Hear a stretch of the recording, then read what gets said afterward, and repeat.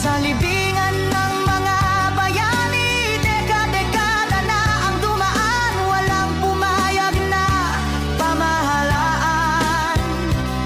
Ngunit dahil sa iyong kabutihan, ito ay iyong ipinaglaban.